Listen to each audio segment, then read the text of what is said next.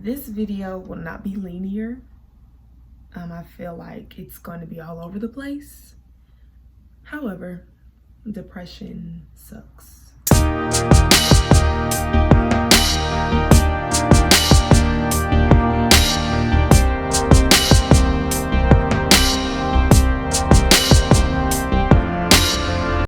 Hey, welcome back to my channel.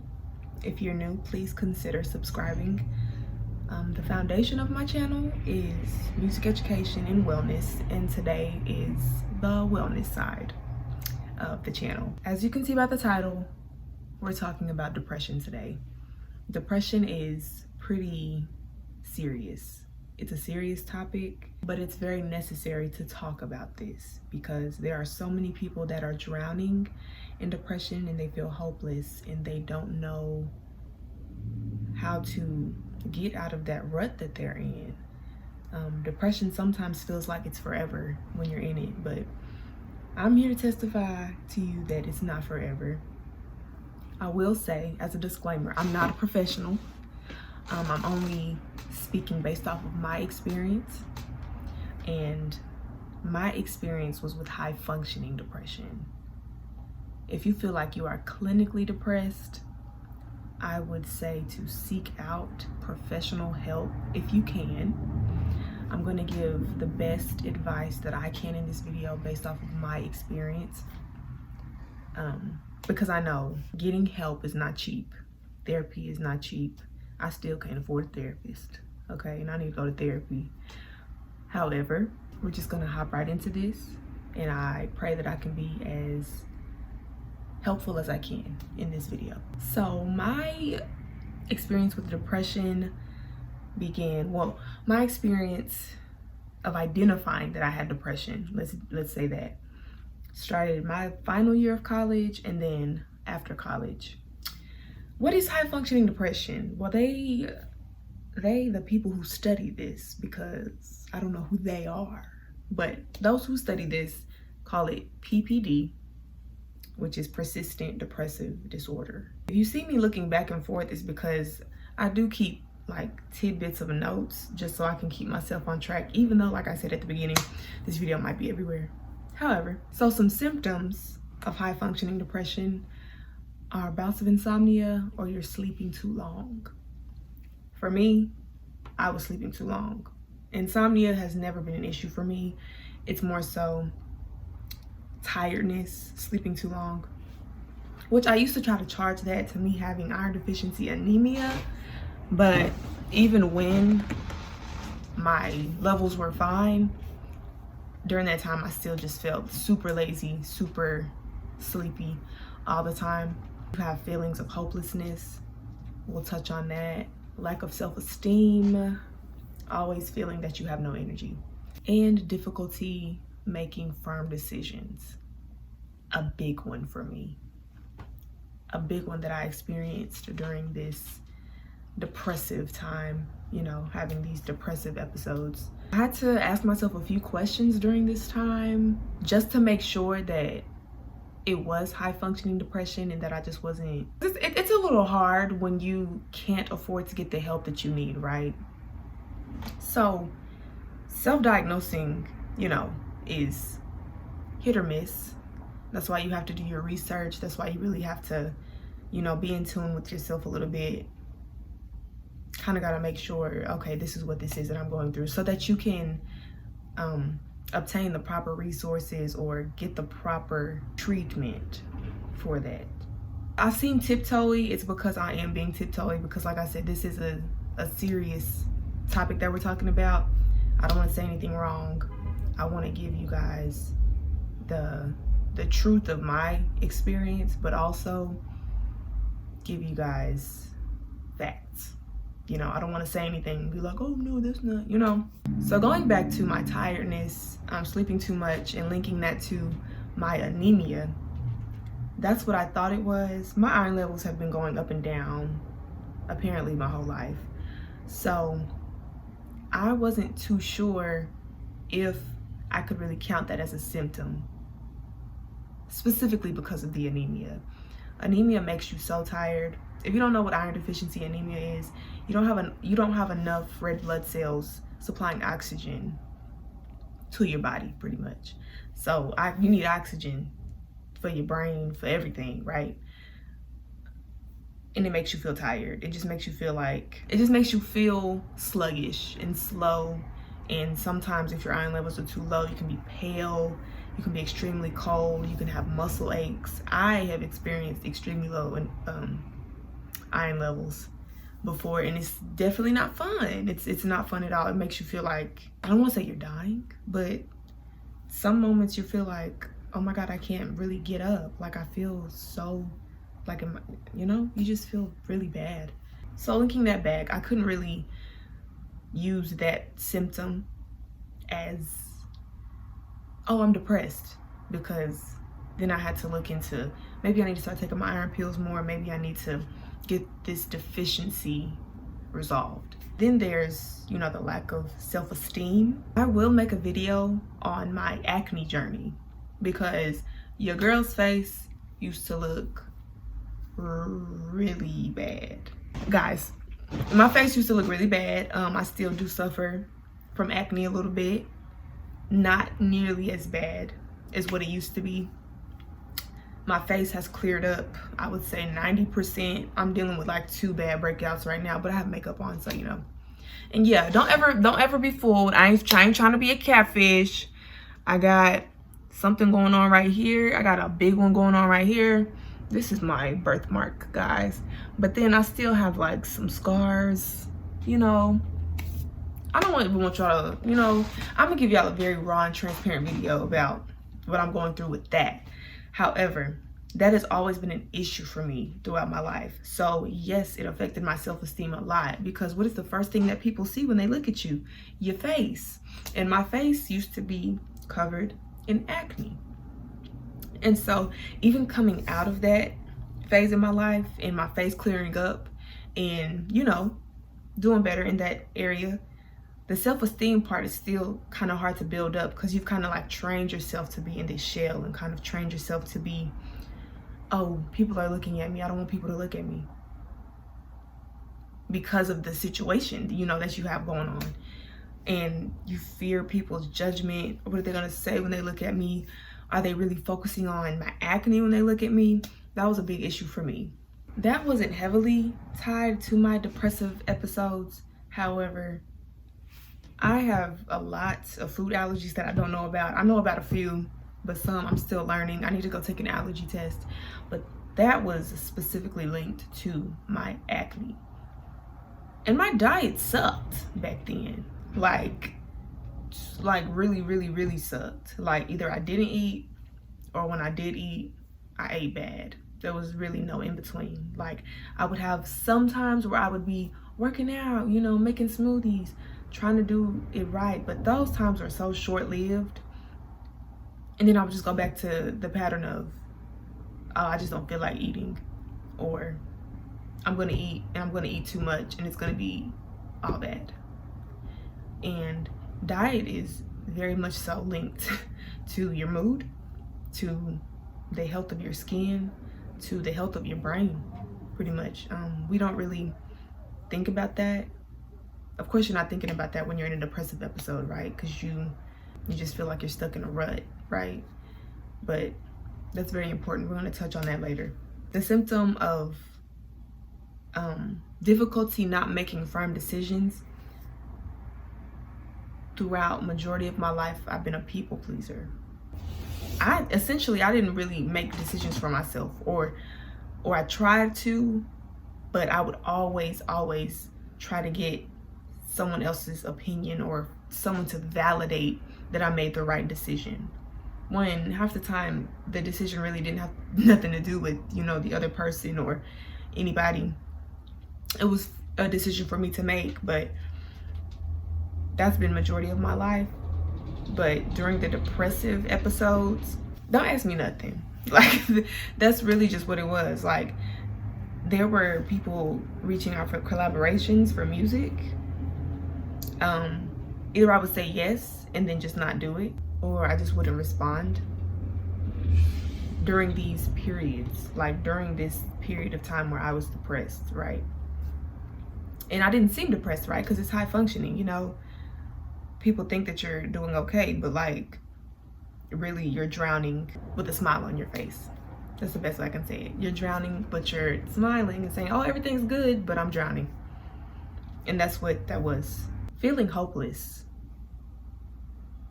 is the worst feeling. I don't know, it's some kind of feeling right here.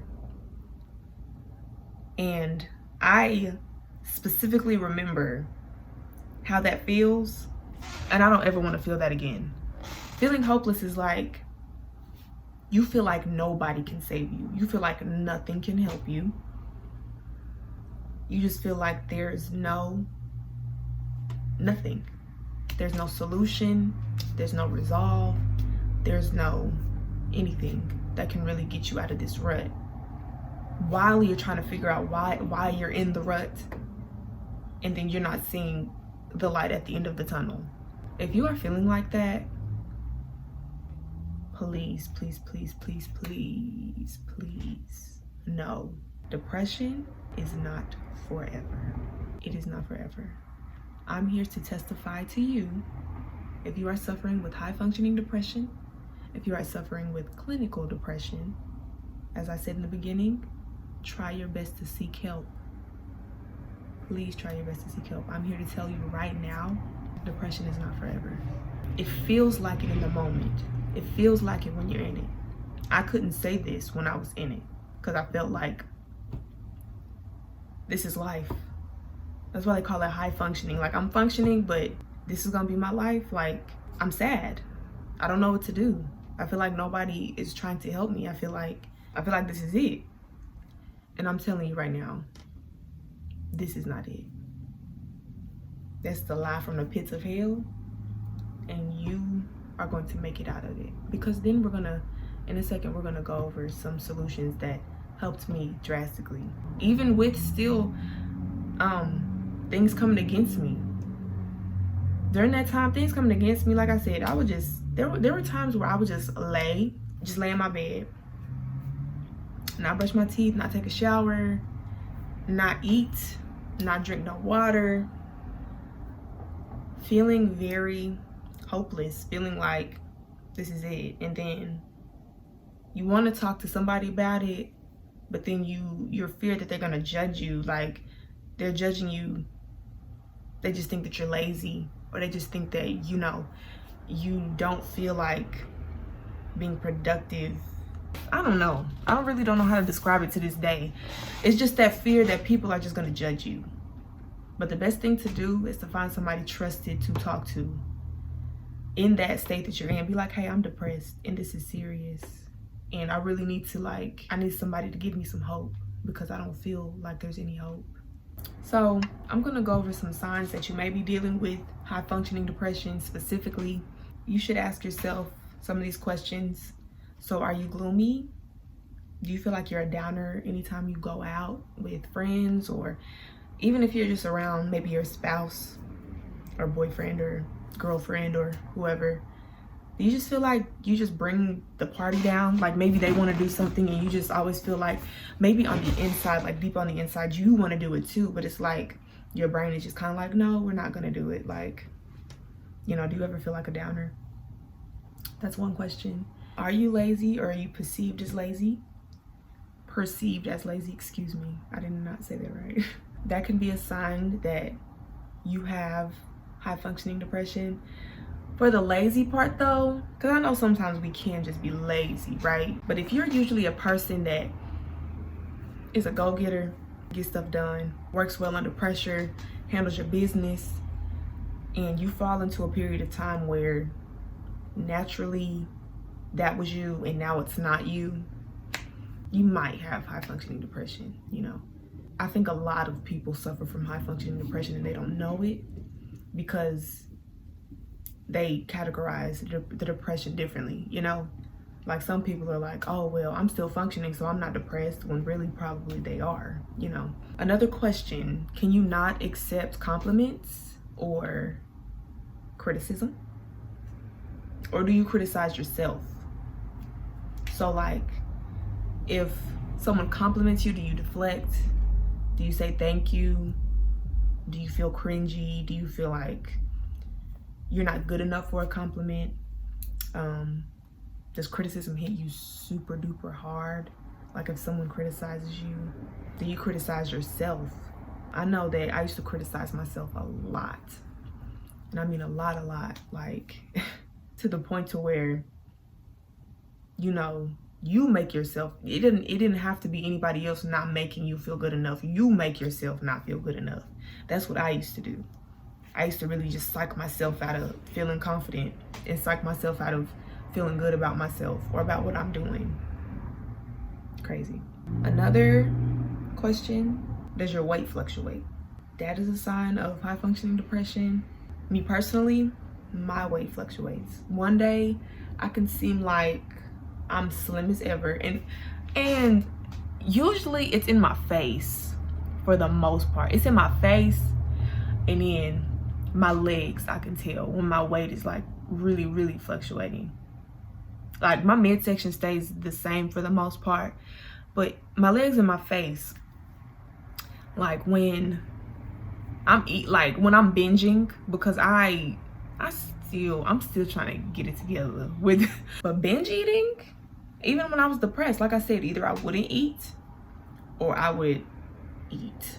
My weight just up and down, staying in the same range really, but it will go up and down. And so maybe your weight is fluctuating. We're going to talk a little bit about diet as well when we get into the solutions of this. It's just something to think about. And do you cry for no reason? I think for me, lack of emotion was the thing for me.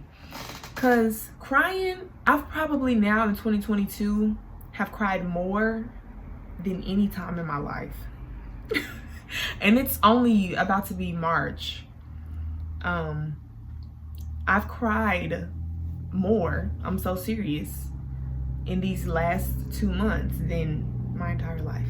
Even when I was having my depressive modes, you know, depressive states, I wasn't crying.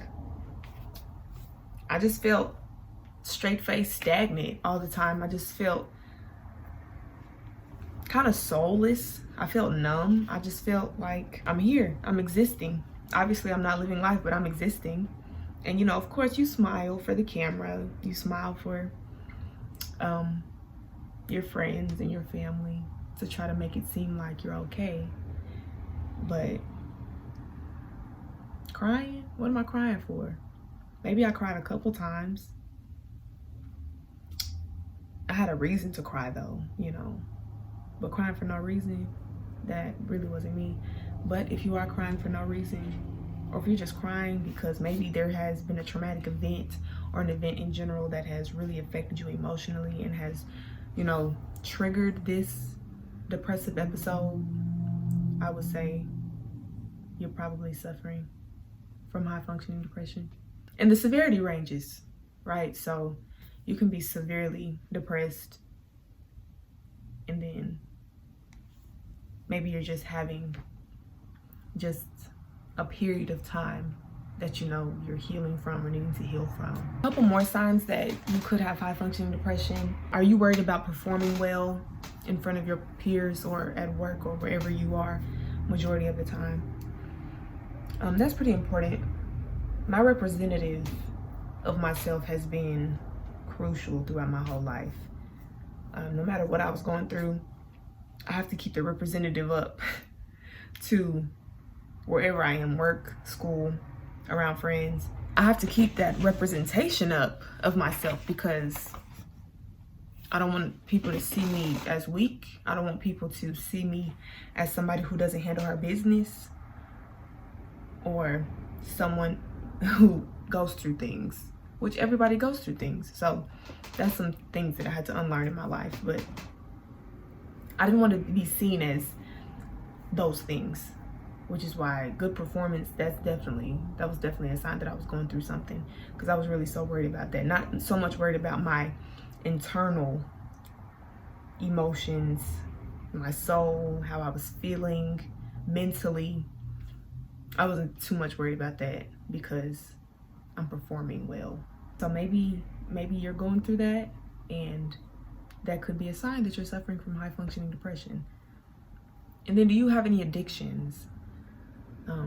That can definitely be a sign that you are going through high functioning depression. Maybe one of these days I will tell you guys about something that I've been battling with my entire life.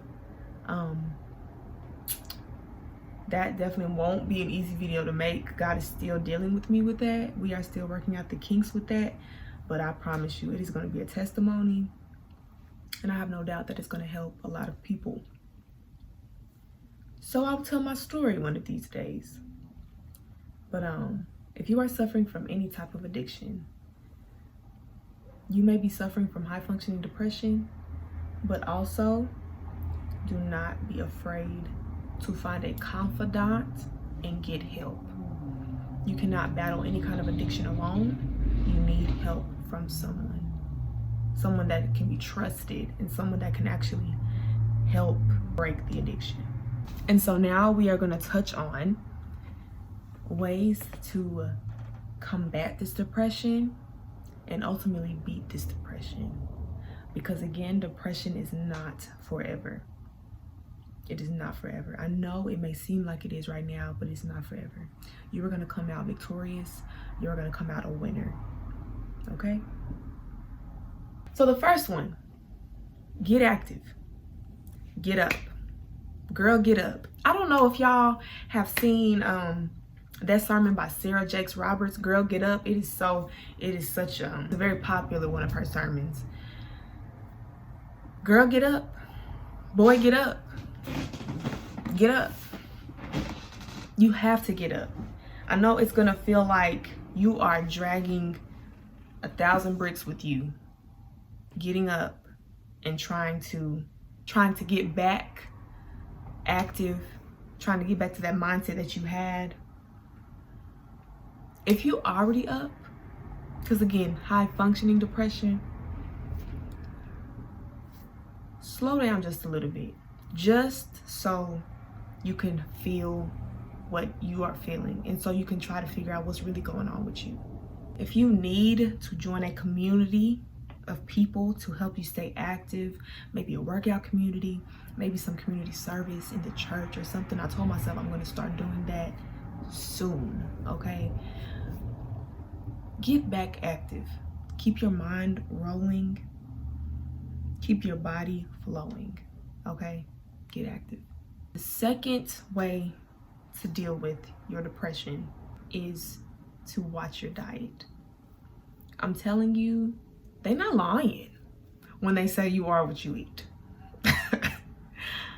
I used to be all bad foods, sitting here wondering what's wrong with me. Diet is so important. I'm not saying eliminate all your favorite bad foods, because I didn't. Because your girl's still gonna eat some pasta. Your girl is still gonna eat some fried foods. No cap. But moderation. You have to weigh the good food and the bad food, and the good food has to outweigh the bad food if you really want to see a change within your body, skin, mental clarity. You really have to change that. You have to change the balance. So maybe be a little strict at first on what you're eating, just so you can get out of this rut. I know it's hard to eat. It's hard to eat well, and I don't know why. Maybe it's because in America we're just so trained to eat bad. They don't promote the good things as much, and as a collective it's so easy to eat bad. But it's a discipline thing. You have to train your mind to eat better, to eat well, and that's going to change your mood. Because once you get in the swing of, okay, I'm gonna have some spinach today, maybe a little baked chicken, or whatever you want to eat. I just kind of threw that out there. Once you get into the swing of eating better, you are gonna feel better. I don't know the science with the body and how all of this is linked, and how the good foods just kind of sweep away and clean away the bad things that affect your mood and your brain and clarity and all of that. I just know that it helped. It helped. And being consistent about it. I know I mentioned that I used to have my highs where I would just be workout, smoothie, water, and then give me 2 weeks and I'm back to square one. Not working out, eating burgers. Consistency and discipline. It definitely takes that to get out of these ruts. Now the third thing is sleep. However, don't oversleep. So you need sleep, because as you are making these changes to your life where you're trying to get out of this depressive period of time that you're in, your body's gonna be a little rattled. It's gonna be a little changed, you know. It's gonna be kind of like an initial shock is what I'm trying to say. And you're gonna need sleep. You're probably gonna feel more tired, honestly, because it's like, what? But don't oversleep though. That's where the discipline comes in, and you have got to have that discipline. So yeah, I'm gonna sleep 8 hours or 6 to 8 hours, and then you maybe need to set 50 alarms on your phone, but you got to get up. Or if you're not getting any sleep, you really need to find some methods that may work for you to get the sleep that you need to help your brain function properly, to help your body repair properly. Because if your body's not repairing itself, if your brain is not repairing itself, this is kind of pointless, and you're just going to continuously feel like you're going to be in this rut forever. And so really, if you need to find you a good tea maybe that you want to drink, or melatonin, I'm not really sure, or if you feel like your symptoms are more severe, as I said, you should really go seek some help, you know, from a professional. Maybe get on some medication. I am a firm believer that God has blessed people with the knowledge to give us tools to use to help us through seasons that we go through. So medication, if you need medication for a season in your life, no judgment, you have to do that. Don't let people make you feel like you can't utilize these tools that God has blessed people to create. You get what I'm saying? Being a firm believer in Christ, oftentimes Christians feel like we have to go to God for absolutely everything, which that's right. We have to. And personally, I rely on God for my strength, my peace of mind, my everything. But I'm not going to ignore the tools that He has given us. And, you know, some people prayed for medication back in the day, and we have it now. You get what I'm saying? They prayed for times like this that they probably didn't get to see, but now we have tools to actually help us get through these things that we're going through. And these seasons are hard. And so if you are one who needs medication, please do that for yourself. But know that it needs to be seasonal and it's not lifelong. And so you can be doing this work, right? Getting out of your depressive episodes while you're on the medication. And once you start to feel better, then get off. I don't know the ins and outs to medication, you know, I don't know what happens to the body, withdrawals, you know, stuff like that. But I just know that it should not be forever. However, if you need it, use it. And the last step is the sun. Now, I've always realized about myself that I love being in the sun. I really do like the sun.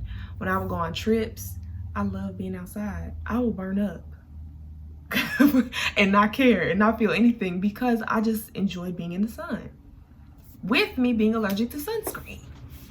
So your girl was crispy sometimes. But anyways, sun, vitamin D, it affects your mood dramatically. I don't know the science behind it, but it helps. Go for a walk on a sunny day when it feels nice outside. Sit in front of, if you don't feel like going outside, sit in front of your window, let the sun shine on you a little bit. Let's get up, because sitting there sulking, sitting there it's not providing any solution just sitting there and not doing anything. Maybe you didn't cause your depression. Maybe your depression was triggered by something that you're still trying to figure out, but you have control over what you are doing in your life. If you feel like it is out of your control, give it to God. But please know that in the back of your mind, you do have some control. You control whether you're gonna get up out that bed and go brush your teeth and go take a shower. You control what you're gonna eat that day. I found that there are some healthy foods that cost way less than the fast foods that we claim to cost less than healthy foods. And that has been an argument in America for years. Oh, the fast food is so cheap. We can't eat healthy all the time because, you know, the healthy food is too expensive. Where there's a will, there's a way. You can find you a good meal, a good healthy meal that you can make, cook in your kitchen. And we don't want to do that. Obviously, like I said, it's not as convenient. My whole point is that we can gain back some control. So please do. Please know that you have hope. It's not as hopeless as it seems. I feel like this video was everywhere, as I said. But I just strongly want you to know that God has a purpose for you. He has a plan for you. I don't know what you believe in, but I do know that depression is not forever. If you're in the bed right now watching this and you're having a period of time where you just feel depressed, just say to yourself, depression is not forever. Utilize these tools. Get active. Get you some sun. Watch your diet. Okay? Get some sleep. Or if you're sleeping too much, dial back on the sleep. Get up. Get up. You should really go watch that sermon, Girl Get Up. Even for men too. I know it was a women's conference, you know, when Sarah Jakes Roberts was doing that whole, you know, sermon, but get up. You do have some control. Depression is not forever. I'm a testimony, and I have some more testimonies that I gotta give y'all. So just please know that. If you have any questions about anything, any questions about me specifically, how I dealt with certain things, just ask me. I'll answer it in the comments. Maybe I'll put a little something else in the description box. I'm not sure. But just know, man, this is not forever. And I love you. If nobody has told you today, I love you. Follow me on Instagram. You know, maybe we can chop it up on Instagram. If you need somebody to talk to or just need some encouragement, I can definitely be that person for you. So thank you so much for watching this video. I appreciate you. I'm praying for you. And I will see you in the next one.